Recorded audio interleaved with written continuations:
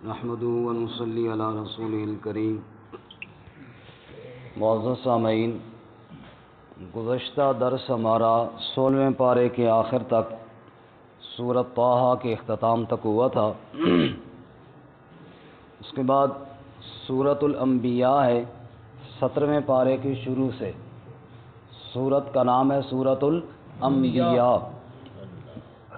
سورت کے نام سے آپ کو اندازہ ہوا ہوگا کہ اس سورت میں نبیوں کا ذکر ہوگا، انبیاء علیہم الصلاۃ والتسلیمات کا تذکرہ ہوگا۔ چنانچہ اس سورہ مبارکہ میں انبیاء کی دعوت کو بیان کیا گیا ہے، ساتھ ساتھ آخرت کے عذاب سے بھی ڈرایا گیا ہے۔ بات کو یہاں سے شروع فرمایا کہ لوگوں کے لیے حساب کا وقت بڑا قریب آ گیا ہے اور وہ غفلت میں پڑے ہوئی ہیں، انبیاء کی دعوت سے انکار کرتے پھرتے ہیں، اللہ کی آیات کو نعوذ باللہ شاعروں کا کلام کہتے ہیں، اور اس بات پر انہیں اعتراض ہے کہ ایک بشر رسول کیسے بن گیا، حالانکہ آپ سے پہلے جتنے بھی نبی آئے وہ سب دنیا میں انسان بن کر آئے اور کھانا پینا کیا کرتے تھے۔ اس کے بعد انبیاء کی دعوت کو بیان کرتے ہوئے ارشاد فرمایا، وما ارسلنا من قبلک من رسول الا نوحی الیہ انہ لا الہ الا انا فاعبدون۔ آپ سے پہلے جتنے بھی رسول ہم نے بھیجے، ہم نے ہر رسول کی طرف یہی وحی کی کہ اس دھرتی پر میرے علاوہ معبود کوئی نہیں ہے، لہذا میری ہی عبادت کرو۔ اللہ تعالیٰ فرماتے ہیں کہ جن کو تم اللہ کا برگزیدہ بندہ کہہ کر اللہ کا شریک بتاتے ہو، یہ اللہ تعالیٰ کے نیک بندے ضرور ہیں، لیکن ان میں سے کسی نے یہ نہیں کہا کہ میں اللہ کا شریک ہوں۔ وَمَن يَقُلْ مِنْهُمْ إِنِّي إِلَٰهٌ مِّن دُونِي فَذَلِكَ نَجْزِيهِ جَهَنَّمَ، اگر بالفرض والمحال ان میں سے کوئی یہ کہتا کہ میں بھی الہ ہوں اور مجھے بھی الہ مانو تو فَذَلِكَ نَجْزِيهِ جَهَنَّمَ، ہم اس کو بھی جہنم کی سزا دیتے، نعوذ باللہ من ذالک، کیونکہ شرک کی کبھی گنجائش نہیں ہے، کسی کے لیے بھی گنجائش نہیں ہے۔ اس کے بعد انبیاء کا تذکرہ کیا تو سب سے پہلے جد الانبیاء حضرت ابراہیم خلیل اللہ کا تذکرہ فرمایا جب انہوں نے اپنے باپ اور اپنی قوم سے کہا ما هذه التماثیل التی انتم لها عاکفون، یہ کون سی مورتیاں بنا کر ان کے سامنے بیٹھ گئے ہو؟ انہوں نے کہا جی ہم نے باپ دادا کو دیکھا وہ اس طرح کیا کرتے تھے، بس ہم نے پوچھا نہیں کہ کیوں کرتے ہو، ہم نے بھی وہی کام کرنا شروع فرما دیا۔ حضرت نے فرمایا تم بھی اور تمہارے باپ دادا بھی فی ضلال مبین، سب گمراہی میں ہو، رب کو چھوڑ کر تم کس چکر میں پڑ گئے ہو؟ جب انہوں نے یہ بات سنی، ظاہر بات ہے پوری قوم کا یہی نظریہ تھا، وہ انہی کے سامنے جھکتے تھے، تو اپنے برادری اور سماج کے خلاف جب یہ بات سنی تو پہلے تو اس کو مذاق سمجھا، کہنے لگے اجئتنا بالحق ام انت من اللاعبین، ابراہیم کوئی سچی بات کر رہا ہے یا ویسے شغل میلہ کر رہا ہے، کوئی گپ شپ کر رہا ہے ہمارے ساتھ؟ حضرت نے فرمایا شغل میلے والی بات نہیں، ربکم رب السماوات والارض الذی فطرہن، سچی بات یہی ہے تمہارا رب وہ ہے جو آسمان و زمین کا رب ہے جس نے ان کو پیدا کیا۔ لیکن وہ کہاں ماننے والے تھے؟ حضرت نے دل ہی دل میں کہا اچھا تاللہ لاکیدن اصنامکم، موقع آنے دو میں تمہارے ان معبودوں کا تو بندوبست کروں گا۔ خیر وہ سارے گئے اپنے میلے وغیرہ پر، اور پیچھے جب عبادت خانہ خالی تھا حضرت ابراہیم علیہ السلام وہاں تشریف لے گئے، فجعلہم جزازا، ان کو ٹکڑے ٹکڑے کر دیا، کسی کی ٹانگ کاٹی اور کسی کا ناک کاٹا، کسی کا بازو کاٹا تو کسی کا سر ہی کاٹ دیا، ٹکڑے ٹکڑے کر دیا تاکہ وہ واپس آئیں دیکھیں اپنے معبودوں کا حشر۔ وہ جناب واپس آئے، بھاگم بھاگ گئے اپنے عبادت خانے میں کہ جناب سلام پیش کر کے آئیں۔ سلام پیش کرنے کے لیے گئے تو وہاں تو معبودوں کا ستیہ ناش ہو چکا تھا، ان کا تو بیڑا غرق ہو چکا تھا۔ مولانا الطاف حسین حالی والی بات، ہم ایسے خداؤں پہ حیران بڑے ہیں، ہم ایسے الہوں پہ حیران بڑے ہیں جو سنگی مزاج اور دل کے کڑے ہیں، کھڑے ہیں کھڑے ہیں پڑے ہیں پڑے ہیں، جو ناپو تو بندے خدا سے بڑے ہیں۔ سمجھ آئی؟ 1.5 فٹ کا بت ہے اور 6 فٹ کا بندہ اس کے سامنے جھک رہا ہے، اتنی عقل بھی نہیں، رب رسے تے مت کھسے، جن کو خود تراشا وہ مشکل کشا کیسے بن گئے؟ جن کو میں نے خود دفنایا، جن کو میں نے کفن پہنایا، وہ میری آیتیں کیسی پوری کریں گے؟ تھوڑی سی بات سوچنے والی ہے۔ خیر، جب انہوں نے یہ دیکھا کہ جناب یہ تو ٹکڑے ٹکڑے ہو چکے ہیں، دیکھ کر حیران رہ گئے، کہنے لگے یہ کس نے کیا؟ بڑا کوئی ظالم بندہ تھا۔ کہنے لگے یہ ابراہیم کے علاوہ اور کوئی نہیں کر سکتا۔ فاتو بی علی اعین الناس، ابراہیم کو لاؤ لوگوں کے سامنے تاکہ پتہ چلے کہ اس نے جرم کیا ہے۔ ابراہیم علیہ السلام آئے، کیوں بھائی خیر ہے، کیوں بلایا مجھے؟ انت فعلت ھذا بآلہتنا یا ابراہیم، یہ جو کچھ ہوا ہے یہ تو نے کیا ہے ابراہیم؟ ابراہیم علیہ السلام نے کہا مجھ سے کیوں پوچھتے ہو، کبیرہم ھذا، حضرت نے باقیوں کو رگڑا نکالا تھا، بڑے کو چھوڑ دیا تھا، یہ بڑے صاحب بیٹھے ہیں، اس سے پوچھو نا، اس سے پوچھو، یہ تو بیٹھا ہے نا، باقی مر گئے ٹکڑے ہو گئے، چلو یہ تو موجود ہے، اس سے پوچھو یہ واقعہ کیسے ہوا، کس نے کیا؟ بندہ موجود ہے، گواہ تمہارے پاس موجود ہے۔ کہنے لگے جب یہ بات ابراہیم علیہ السلام نے کی نا تو فرجعوا الی انفسہم، دھچکا لگا ایک بار ان کو کہ بات تو ابراہیم کی ٹھیک ہے کہ جو کٹ کھا کر بتا بھی نہ سکے کہ مارا کس نے ہے، وہ معبود بلا کیسے؟ لیکن شیطان نے پھر تھپکی دی، نہ پتر ہمت ہارنی نہیں، ثم نکسوا علی رؤوسہم لقد علمت ما ہؤلاء ینطقون، پھر بے شرمی منہ پہ لگا کر اور ڈھیٹ بن کر کہنے لگے ابراہیم ان سے کیوں پوچھیں، یہ تو بول نہیں سکتے، تو بتا، ہاں ما ہؤلاء ینطقون، تجھے پتہ ہے نا یہ تو نہیں بول سکتے۔ حضرت نے فرمایا اف لکم ولما تعبدون من دون اللہ، اگر یہ بول نہیں سکتے تو پھر افسوس ہے تمہارے اوپر بھی، یہ ہیں تمہارے معبود، یہ ہیں تمہارے معبود جن کے ٹکڑے ٹکڑے ہو گئے اور وہ تمہیں اتنا بھی نہیں بتا سکتے کہ یہ کیا کس نے ہمارے ساتھ، یہ ہیں تمہارے نفع نقصان کے مالک۔ اب جناب ان کو جب اور تو کچھ بات بن نہ پڑی تو ابراہیم علیہ السلام کے خلاف دھمکیوں پہ آئے اور کہنے لگے حرقوہ، اور بڑا عجیب جملہ کہا، ذرا سنیے اور حیران ہوئیے کہ شرک کرنے والے کی عقل نہیں ہوتی۔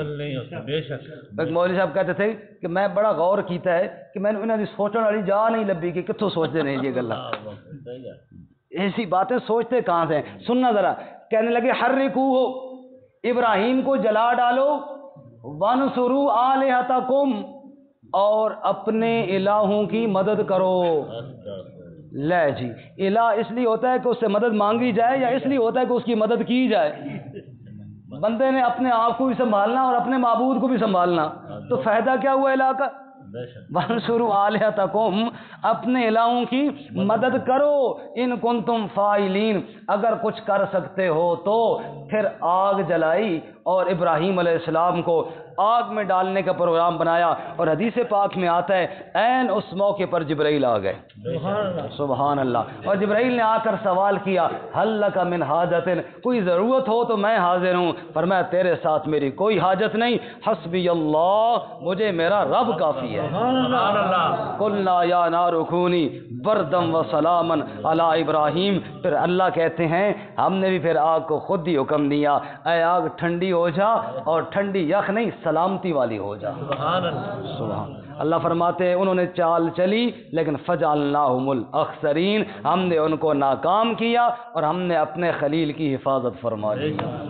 سبحان اللہ۔ اس کے بعد لوط علیہ السلام کا مختصر ذکر کیا کہ ہم نے ان کو بھی نجات عطا فرمائی، نوح علیہ السلام کا مختصر ذکر کیا، پہلے ہم تفصیل سے پڑھ چکے ہیں، پھر داؤد علیہ السلام اور سلیمان علیہ السلام باپ بیٹا کا ذکر کیا، ایک قصے کی طرف مختصر اشارہ کیا، اذ یحکمان فی الحرث، جب فصل اور کھیتی کے بارے میں فیصلہ کر رہے تھے، ایک آدمی کی بکریاں دوسرے آدمی کی فصل میں آئیں اور وہ سارا فصل برباد کر دیا، فیصلہ آیا داؤد علیہ السلام کے پاس، تو حضرت نے فرمایا کہ بکریاں اس کو دے دو کیونکہ اس کی فصل ضائع ہوئی ہے، تو ففہمناہا سلیمان، اس فیصلے کو اچھی طرح سے حل کیا حضرت سلیمان علیہ السلام نے۔ انہوں نے کہا کہ عارضی طور پہ بکریاں اس کو دی جائیں، وہ ان سے دودھ وغیرہ کا نفع اٹھائے، اور زمین اس دوسرے بندے کے حوالے کی جائے کہ وہ اس میں فصل کاشت کرے، جب فصل تیار ہو جائے تو اس کی زمین اس کے حوالے کی جائے اور اس کی بکریاں اس کے حوالے کر دی جائیں۔ کتنے خوبصورت فیصلے کیا کرتے تھے داؤد علیہ السلام۔ فرمایا کہ سخرنا ما داؤد الجبال یسبحن والطیر، حضرت جب تلاوت کیا کرتے تھے تو پہاڑ اور پرندے بھی اللہ کی تسبیح بیان کیا کرتے تھے، اور ان کو اللہ تعالیٰ نے زریں بنانا سکھائیں، لوہے کو موم کیا اور اس طرح وہ زریں بنایا کرتے تھے۔ سلیمان علیہ السلام کی ہوا تابع کی، جہاں حکم ہوتا وہاں لے جاتی تھیں۔ جنات شیاطین بھی ان کے تابع تھے، جو حکم دیتے تھے وہ عمل کرتے تھے۔ انبیاء کو یہ ساری چیزیں کس نے سکھائیں؟ اللہ تعالیٰ نے۔ دیکھیں جی یہاں پہ ہے علمنا، ہم نے سکھایا، ہم نے ہوا کو تابع کیا، ہم نے یہ کیا، یعنی یہ سارے کام اللہ کہتے ہیں میں نے کیے ہیں۔ اس کے بعد ایوب علیہ السلام کا ذکر ہے، بیمار ہو گئے، بیماری میں کس کو پکارا؟ اللہ۔ کیا فرمایا؟ رب انی مسنی الضر وانت ارحم الراحمین، اے اللہ مجھے بیماری تکلیف لگ گئی ہے، شفا دینے والی ذات تیری ہی ہے۔ ہم نے دعا کو قبول کیا اور ہم نے اپنے بندے کو شفا عطا فرمائی۔ تفصیل 23ویں پارے میں آئے گی انشاءاللہ، وہاں بیان کریں گے۔ اس کے بعد مچھلی والے پیغمبر کا ذکر ہے جی، حضرت یونس علیہ السلام کا۔ وظنون اذ ذهب مغاضبا فظن ان لن نقدر علیہ فنادى فی الظلمات، وہ کشتی والا میرا پیغمبر جب کشتی میں سوار ہوا اور کشتی آئی بھنور میں اور ڈوبنا شروع ہو گئی تو پھر قرہ ڈال کر یونس علیہ السلام کو نکالا گیا۔ قرہ ڈالا گیا اور کس کو نکالا گیا؟ یونس علیہ السلام۔ بعض مفسرین لکھتے ہیں 3 دفعہ ڈالا گیا، قرآن میں تو صرف اتنا ہے فصاحما، قرہ ڈالا گیا، لیکن مفسرین بعد دیکھتے 3 دفعہ ڈالا گیا۔ پہلی دفعہ ایک ڈالا، یونس علیہ السلام کے نام کا نکلا، پیغمبر کا چہرہ، پیغمبر کی وجاہت، انہوں نے کہا یار یہ بندہ اس قابل نہیں کہ اس کو پھینکا جائے، پھر ڈالو، پھر ڈالا، پھر ان کا تیسری دفعہ پھر ان کا۔ میں کہا شکر ہے پاکستانی نہیں ہے نا، پہلی دفعہ ہی انہوں نے سٹنا ہی انہیں جیڑی غلطی ہوئے مولوی دے سر پانی، اے مولویاں سارا جناب ملک دا بیڑا غرق کیتا ہوا ہے۔ خیر اب پیغمبر گئے دریا میں اور مچھلی نے منہ کھولا ہوا تھا، اللہ کا حکم لے کر حضرت کو لے گئی پیٹ میں اور سمندر کی تہوں میں چلی گئی۔ مچھلی کے پیٹ کا اندھیرا 1، رات کا اندھیرا 2، سمندر کی تہوں کا اندھیرا 3۔ اتنے اندھیروں میں اللہ کے نبی جب بند ہوئے تو کیا کیا؟ فنادا فی الظلمات اللہ الہ الا انت سبحانک انی کنت من الظالمین، اے اللہ تیرے سوا مشکل کشا کوئی نہیں ہے۔ سبحان اللہ۔ ایک چھوٹی سی بات عرض کروں، تنقید کے لیے نہیں، سمجھانے کے لیے۔ بعض لوگ ہمارے اوپر اعتراض کرتے ہیں، یہ کلمے دبانا غلط کر دینے، اپنے کو لوگ کر دینے، کیا اللہ سے سوا مشکل کشا کوئی نہیں کہتے ہیں نا لوگ۔ اب دیکھنا جی، پیغمبر ہیں مچھلی کے پیٹ میں تو کیا کہہ رہے ہیں؟ لا الہ الا، کیا مطلب ہے؟ مشکل میں ہوں نا یا اللہ، اب کیا ہوں؟ مشکل میں ہوں، اور تیرے علاوہ اس مشکل سے نجات دینے والا کوئی نہیں ہے۔ تو الہ کا معنی مشکل کشا ہوا کہ نہ ہوا؟ حاجت روا، حاجتیں پوری کرنے والا، حاجت میں ہوں یا اللہ تیرے سوا اس حاجت سے نکالنے والا کوئی نہیں، حاجت پوری کرنے والا کوئی نہیں ہے۔ خیر اللہ فرماتے فاستجبنا لہ، ہم نے اپنے بندے کی دعا کو قبول کیا، ونجیناہ من الغم، غم سے نجات دی، وکذالک ننجی المؤمنین، او ایمان والو مجھے پکارا کرو، ہم اسی طرح ایمان والوں کو نجات دیتے ہیں۔ سبحان اللہ۔ پھر زکریا علیہ السلام کی دعا کا ذکر ہے، وہ ہم نے کل کے سبق میں بڑی تفصیل سے پڑھ لی تھی۔ اس کے بعد اللہ تعالیٰ یہ سارے انبیاء کا تذکرہ کرتے ہوئے فرماتے ہیں، لوگوں اللہ کے علاوہ کسی کی پکار جائز ہوتی نا تو یہ نبی کسی اور کی پکار کرتے، لیکن سنو یہ جتنے میرے نبی تھے نا، پتہ یہ کیا کیا کرتے تھے؟ یدعوننا رغبا ورہبا وکانوا لنا خاشعین، یہ سارے نبی میری ہی پکاریں کیا کرتے تھے۔ سورۃ الانبیاء کا پیغام کیا ہوا؟ نبی سارے کس کی پکار کیا کرتے تھے؟ انبیاء، اولیاء، اہل بیت نبی، تابعین و صحابہ پہ جب آ بنی، گر کے سجدے میں سب نے یہی عرض کی، تو نہیں ہے تو مشکل کشا کون ہے؟ سب کا داتا ہے تو، سب کو دیتا ہے تو، تیرے بندوں کا تیرے سوا کون ہے؟ سبحان اللہ۔ اور آخر میں اللہ نے پھر اپنے محبوب کا تذکرہ فرمایا صلی اللہ علیہ وسلم، اور فرمایا لوگوں سنو، وما ارسلناک الا رحمتا للعالمین، اور میرے محبوب کی تو کہنے ہی کیا ہیں، اس کو تو میں نے سارے جہانوں کے لیے رحمت بنا کر کے بھیجا ہے، میں رب العالمین ہوں، میرا محبوب رحمت للعالمین ہے۔ اس کے بعد سورۃ الحج ہے جی، شروع میں قیامت کا تذکرہ، یا ایھا الناس اتقوا ربکم، اے لوگو ڈرو اپنے رب سے، ان زلزلۃ الساعۃ شیء عظیم، قیامت کا زلزلہ بہت سخت چیز ہے، ایسا زلزلہ جس دن دودھ پلانے والی دودھ پیتے بچے کو بھول جائے گی، حمل والیوں کے حمل گر جائیں گے، اور لوگوں کی حالت یوں ہوگی جیسے نشے میں ہیں، وما هم بسکارا ولکن عذاب اللہ شدید، حالانکہ نشہ نہیں، اللہ کا عذاب ہوگا۔ اس کے بعد اللہ فرماتے ہیں لوگو تم کہتے ہو دوبارہ اللہ کیسے اٹھائے گا، غور نہیں کرتے، ہم نے تمہیں مٹی سے بنایا، پھر نطفے سے بنایا، پھر لوتھڑا، پھر بوٹی، اور پھر تمہیں جوان کیا، پھر تمہیں بوڑھا کیا، اور پھر جناب نکمی عمر کی طرف لے کر گئے، تم جاننے کے بعد بھول گئے، قوت کے بعد لاغر ہو گئے، پھر جو اللہ تعالیٰ یہ سارے مراحل کر سکتا ہے وہ تمہیں دوبارہ بھی پیدا کر سکتا ہے۔ اس کے بعد آگے اللہ تعالیٰ فرماتے ہیں بعض لوگوں کی عادت یہ ہے، اللہ شکوہ کرتے ہوئے فرماتے ہیں اللہ کی عبادت کرتے ہیں کنارے پہ کھڑے ہو کر، دنیاوی فائدہ ملا تو کرتے رہے، اور اگر دنیا کا نقصان ہوا تو چھوڑ دیا، خسرت دنیا والآخرہ، ایسے لوگوں کی دنیا بھی برباد ہے، ایسے لوگوں کی آخرت بھی برباد ہے، اللہ تعالیٰ اس سے محفوظ فرمائے جی۔ اس کے بعد بیت اللہ کا تذکرہ کیا اور حج کا ذکر کیا، چونکہ سورۃ نام سورۃ الحج ہے۔ فرمایا ہم نے ابراہیم خلیل اللہ سے کہا کہ میرا گھر بناؤ اور اس کو پاک کرو طواف کرنے والوں کے لیے، قیام کرنے والوں کے لیے، رکوع سجدہ کرنے والوں کے لیے، وَأَذِّن فِي النَّاسِ بِالْحَجِّ، اور اعلان کیجئے لوگوں میں حج کا، لوگ آئیں گے، یأتوک رجالاً، کوئی پیدل آئیں گے، وعلیٰ کل ضامر، دبلے اونٹوں پر دور دور سے سفر کرتے ہوئے آئیں گے، یأتین من کل فج عمیق، گہری کھائیوں سے کہاں کہاں سے لوگ کھچے ہوئے بیت اللہ کی طرف آئیں گے۔ اللہ ہم سب کو وہاں حاضری نصیب فرمائے۔ وہاں جائیں گے دنیاوی فائدے بھی، اخروی فائدے بھی، اللہ کا تذکرہ بھی، اور اللہ کے گھر کا طواف بھی، اور اس بات کی گواہی بھی حنفاء للہ غیر مشرکین بھی، وہاں قربانیاں کریں گے، اور یہاں بھی قربانی کا حکم دیا، اور ساتھ یہ بھی بتایا لن ینال اللہ لحومها ولا دماؤها ولکن ینالہ التقوی منکم، نہ رب تک گوشت پہنچتا ہے نہ خون پہنچتا ہے، اللہ کے ہاں تو تمہارا دل کا تقوی اور اخلاص پہنچتا ہے۔ اس کے بعد کئی قوموں کا تذکرہ کیا کہ جب انہوں نے انبیاء کی نافرمانی کی تو برباد ہوئی، اور پھر قرآن کی طرف آئے، اور توجہ کرنا چونکہ آپ سارے حضرات قرآن پاک کا درس سننے والے ہیں، اللہ ہمیں اس عمل کو قبول فرمائے۔ اللہ تعالیٰ نے فرمایا کہ جو قرآن میرے نبی بیان کرتے ہیں نا تو لوگوں کی کئی اقسام ہیں، سارے ساتھی جاگ رہے ہیں نا جی؟ قرآن کا درس سننے والے، قرآن کا بیان سننے والے، پھر ہم سب سوچیں گے کہ ہم کس گروہ میں آتے ہیں۔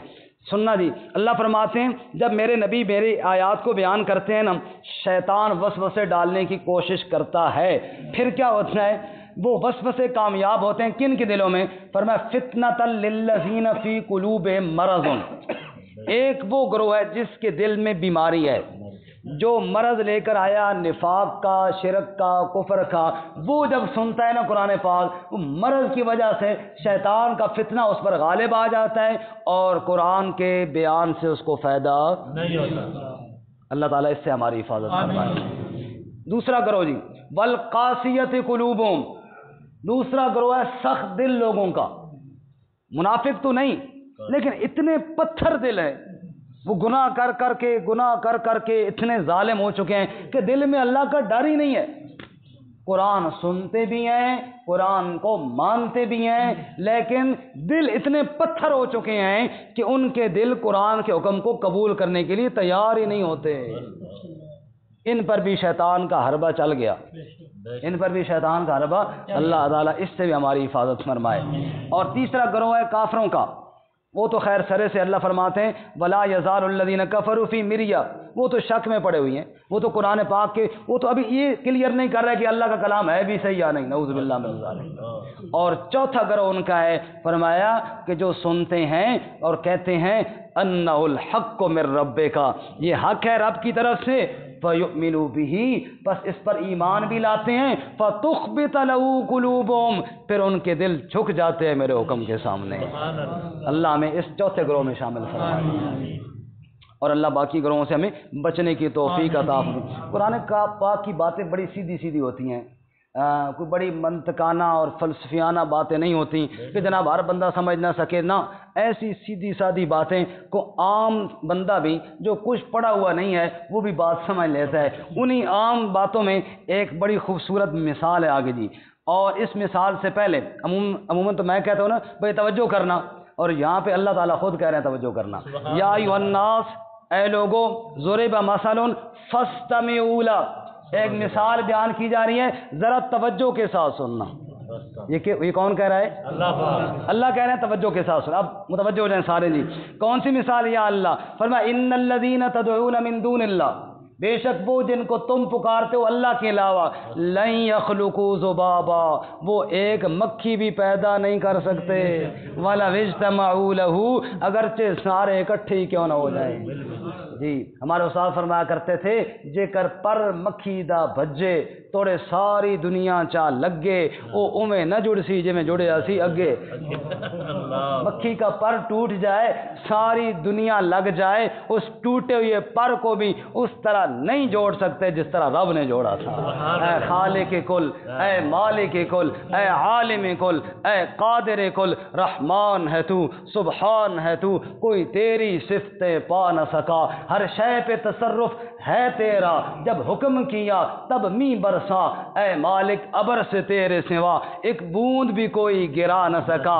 مخلوق ہے وہ، محکوم ہے وہ، مجبور ہے وہ، مختار نہیں جو ذوف و ضرر سے، سقم و اجل سے اپنی جان بچا نہ سکا۔ یونس نے پکارا بار خدا کو، بیٹھ گیا تھا کشتی میں، پر تیرا حکم تو ٹل نہ سکا، وہ خود کو پار لگا نہ سکا۔ تو جس کو ڈبونے پر آئے، پھر کس میں ہے طاقت پار کرے، مجبور ہیں سب بندے تیرے، کوئی تیری صفتیں پا نہ سکا۔ سبحان اللہ، سارے مل بھی جائیں میری صفت کوئی نہیں پا سکتے، ایک مکھی کو بھی کوئی نہیں بنا سکتا۔ اللہ فرماتے ہیں مکھی بنانا تو دور کی بات ہے، اور ذرا اس سے مسئلے کو اور کلیئر کریں۔ وَإِن يَسْلُبْهُمُ الذُّبَابُ شَيْئًا، اگر میری بنی ہوئی مکھی ان کے کھانے میں سے کوئی ذرہ لے کر اڑ جائے، لا يَسْتَنْقِذُوهُ مِنْهُ، وہ اس سے اپنا ذرہ چھڑا بھی نہیں سکتے۔ کیوں؟ ضعف الطالب والمطلوب، طالب بھی کمزور، مطلوب بھی کمزور، مانگنے والا بھی کمزور، اور جس سے مانگ رہا ہے وہ بھی کمزور۔ اس لیے فرماتے ہیں نا مخلوق سے مدد مانگے، اس کی مثال ایسے ہے جیسے ایک قیدی دوسرے قیدی سے رہائی مانگے، ایک قیدی دوسرے قیدی سے رہائی مانگے۔ بھائی وہ خود جیل میں ہے، تیری رہائی کے آرڈر کہاں سے کرے گا؟ جو خود حاجتوں میں گھرا ہوا ہے وہ تیری حاجت روائی کیسے کرے گا؟ اس کے بعد جی سورۃ المؤمنون ہے، ہمارے آج کے سبق کی آخری سورۃ انشاءاللہ۔ قد افلح المؤمنون، فلاح پا گئے ایمان والے۔ کون جی؟ ایمان والے۔ اچھا کلمہ پڑھ لیا تو بس کام کلیئر ہے کہ کوئی اور کام بھی کرنے ہیں؟ آگے اللہ نے اور کام بھی بتائے، الذین هم فی صلاتہم خاشعون، نمازوں میں خشوع رکھنے والے، بےہودہ لغو کاموں سے اعراض کرنے والے۔ ہمارے ہاں رمضان کا مہینہ آتا ہے میچ شروع ہو جاتا ہے نا، تراویحوں کے لیے بڑا ٹائم لو جی، اتنا زیادہ ٹائم لا دینا جی، اور وہاں پہ بیٹھے نماز فرض بھی جا رہی ہے، کوئی پرواہ نہیں ہے۔ اب بتاؤ یہ لغو ہے یا نہیں ہے؟ بہت بڑا۔ چلو جو کھیل رہے ہیں حالانکہ وہ بھی چلو فضول ہے، چلو جو کھیل رہے کچھ تو کر رہے ہیں نا، جو بیٹھے صرف دیکھ رہے ہیں، سمجھ آئی؟ صرف بیٹھے دیکھ رہے ہیں، کھیل بھی کوئی نہیں رہے، یہ لغو ہے کہ نہیں؟ والذین هم عن اللغو معرضون، کامیابی چاہتے ہو لغو کاموں سے اپنے آپ کو بچانا پڑے گا۔ اب کئی لوگ ہم نے دیکھے وہ جناب وہ تاش اور لڈو وہ کھیلتے ہیں کہ روزے کا ٹائم نہیں پاس ہو رہا، روزے کا ٹائم اس طرح پاس کیا جاتا ہے لڈو کھیل کے، روزوں کا ٹائم اس طرح پاس کیا جاتا ہے جناب تاش کھیل کے، اور روزے کا ٹائم اس طرح پاس کیا جاتا ہے کوئی فلم دیکھ کر۔ لغو چیزوں سے اپنے آپ کو بچانا، وہ زکوٰۃ کو ادا کرنے والے، شرمگاہوں کی حفاظت کرنے والے، نمازوں کی حفاظت کرنے والے، امانتوں اور وعدوں کی پاسداری کرنے والے، جس کے اندر یہ صفتیں ہیں وہ جنت کے وارث بننے والے ہیں انشاءاللہ۔ اس کے بعد فرماتے ہیں انسان تو غور تو کر، تو انسان غور تو کر، جاگ تو صحیح اللہ کے بندے، اور دیکھ اللہ تعالیٰ نے مٹی کے خلاصے سے پیدا کیا، پھر نطفے سے بنایا، پھر نطفے کا لوتھڑا بنایا، لوتھڑے کی بوٹی بنائی، بوٹی کی ہڈی بنائی، ہڈی پر گوشت چڑھایا، پھر اس کے اندر نقشے بنائے، فتبارک اللہ احسن الخالقین، سبحان اللہ، خوبصورت پیدا کرنے والا کون ہے؟ پھر اس کے بعد موت دے گا اور پھر دن قیامت کی اٹھائے گا، یہ سارا نظام کرنے والے کو رب کہتے ہیں۔ پھر آگے نوح علیہ السلام کی مثال دی، اور اسی طرح دیگر انبیاء کی مثال دی، موسیٰ علیہ السلام کی مثال دی، اور پھر فرمایا لوگوں پیٹ کے اندر حلال مال لے کر جایا کرو، پیٹ کے اندر حلال، ہاں حرام مال جو ہے نا پیٹ میں گیا تو معاملہ خراب ہے اور بہت ہی خراب ہے۔ فرمایا یا ایھا الرسل کلوا من الطیبات واعملوا صالحا، اچھا اللہ نے خطاب رسولوں کو کیا، اے میرے رسولو جب بھی کھاؤ طیب پاک چیز کھایا کرو اور نیک اعمال کیا کرو۔ ہمارے پنجابی میں کہتے ہیں آنکھاں دینوں تو سناوا نو، بیٹی سے کہتے ہیں نا، لیکن سنانا کس کو ہوتا ہے؟ بہو کو۔ تو اللہ تعالیٰ رسولوں کو حکم دے کے مجھے اور آپ کو سمجھا رہے ہیں کہ اتنا اہم مسئلہ جب میں نے اپنے رسولوں کو کلیئر کہہ دیا کہ خبردار کوئی مشکوک چیز تمہارے پیٹ میں نہیں جانی چاہیے، تو پھر تم کون ہوتے کہ جو مرضی کھاتے رہو جی؟ خیر، اس لیے اپنی خوراک کو کیا کرو؟ پاکیزہ بناؤ۔ اللہ ہمیں لقمہ حلال نصیب فرمائے، لقمہ حرام سے محفوظ فرمائے۔ اچھا اس کے ساتھ ایک اور بات اللہ نے فرمائی نا، حلال کھاؤ اور نیک اعمال کرو۔ معلوم ہوا حلال کھانے کا اور نیک اعمال کا بڑا گہرا تعلق ہے آپس میں۔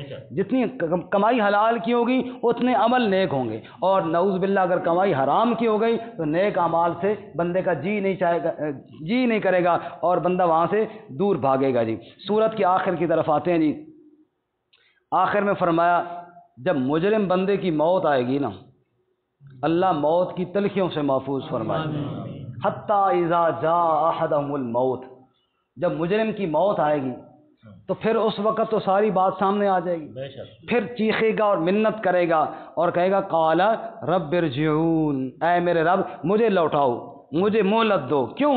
لعلی اعمل صالحا، تاکہ میں نیک عمل کروں جو پہلے نہیں کیے تھے۔ حکم ہوگا کلا، اب مہلت کا دروازہ بند ہو گیا ہے۔ اب کیا ہوگا جی؟ فرمایا کہ یہ تو ایک بات ہے جو کہہ رہا ہے وَمِن وَرَائِهِمْ بَرْزَخٌ إِلَى يَوْمِ يُبْعَثُونَ، اب آگے برزخ کا جہان ہے، قیامت تک اب تو نے دنیا کی طرف نہیں برزخ کے جہان کی طرف جانا ہے۔ جو دنیا سے چلا گیا اس نے واپس پلٹ کر نہیں آنا، چاہے جمعے کا دن ہو چاہے جمعرات کا دن ہو۔ وَمِن وَرَائِهِمْ بَرْزَخٌ إِلَى يَوْمِ، اب آگے جانا ہے تو نے، اب تجھے واپس کوئی نہیں آنے دے گا۔ ہمارے علاقے کے ایک بابا خاکی جان صاحب تھے جنڈ کے، پرانے تبلیغی بزرگ تھے، فوت ہو گئے، بڑے اچھے آدمی تھے، اللہ تعالیٰ مغفرت فرمائے ان کی۔ وہ ایک بڑی شغلی باتیں بھی کرتے تھے، ایک خوبصورت بات سناتے تھے، کہنے لگے یار تسی آخنے ہو بس جمعرات والے دیہڑے گھر بوئی تو کتا آ وجہ اساں بھی دور نہ کرو کہ پتہ دادے اور دی روح آئی ہوئے، تو وہ عقل کرو اللہ دے بندے ہو کہ ہمارے اڈیالہ جیل میں جو قیدی ہیں ان کو تو جمعرات والے دن کوئی نہیں آنے دیتا، یہ پنجاب پولیس والے تو نہیں چھوڑتے، اللہ کی پولیس اتنی کمزور ہے کہ اس سے چھوٹ کے لوگ آ جائیں گے۔ ہاں، اور دوسری بات فرماتے ہیں اگر وہ نیک نہیں ہے تو جیل میں ہے اور جیل والے نہیں چھوڑتے، فرشتے نگران ہیں، اور اگر وہ نیک ہے جنت میں ہے تو عقل کرو جنت کے میوے چھوڑ کے تیرے باجر دی ٹکر سے کوئی آندا ہے بھلا؟ انہوں کا دماغ خراب ہے کہ جنت کے میوے چھوڑ کر یہ تیرے اس روٹی پہ آئیں گے جناب جو تو نے پکائی ہے، جنت کے میوے چھوڑ کر کون آتا ہے؟ وَمِن وَرَائِهِمْ بَرْزَخٌ إِلَى يَوْمِ يُبْعَثُونَ، اب جب قیامت کا دن آئے گا تو فرمایا پھر فیصلے ہوں گے اعمال کے ساتھ، جس کے میزان بھاری وہ کامیاب، جس کے میزان ہلکے وہ ناکام، اور دوزخ کی طرف جائیں گے، چہرے ان کے جھلس دیے جائیں گے، اور پھر رب ان سے پوچھے گا، سننا قرآن کا ترجمہ سننے والوں، پھر اللہ ان سے پوچھے گا الم تکن آیاتی تتلا علیکم، کیا میری آیتیں تمہیں کسی نے پڑھ کر نہیں سنائی تھی؟ دنیا میں میری آیتیں کسی نے پڑھ کر نہیں سنائی تھی؟ میں ان دوستوں سے گزارش کروں گا جو رمضان کے علاوہ درس نہیں سنتے، رمضان کے علاوہ بھی درس سنا کریں۔ الم تکن آیاتی تتلا علیکم، یہ سوال ہوگا دن قیامت کے، وہ میری آیتیں تمہیں کس نے نہیں سنائی تھی؟ تو آیتیں تو الحمدللہ ہماری مسجد میں روزانہ سنائی جاتی ہیں، اس لیے ہم سننے والے بنیں، ہم کیا کریں؟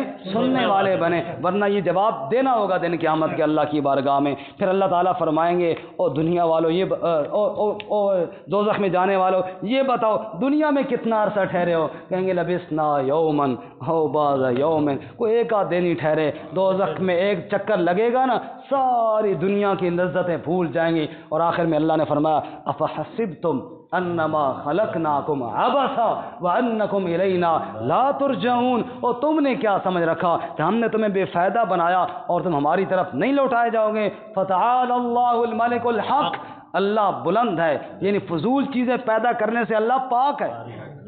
لا الہ الا ہوا رب العرش الکریم، فرمایا اللہ کے علاوہ کوئی الہ نہیں ہے جو عرش کریم کا مالک ہے۔ اور وَمَن يَدْعُ مَعَ اللَّهِ إِلَٰهًا آخَرَ لَا بُرْهَانَ لَهُ بِهِ، جو اللہ کے علاوہ کسی اور کی پکار کرتا ہے اس کے پاس کوئی دلیل نہیں۔ سورت شروع ہوئی تھی قد افلح المؤمنون، مومن کامیاب ہوئی، اور ختم ہو رہی ہے إِنَّهُ لَا يُفْلِحُ الْكَافِرُونَ، کافر کبھی کامیاب نہیں ہوگی۔ اللہ تعالیٰ عمل کی توفیق عطا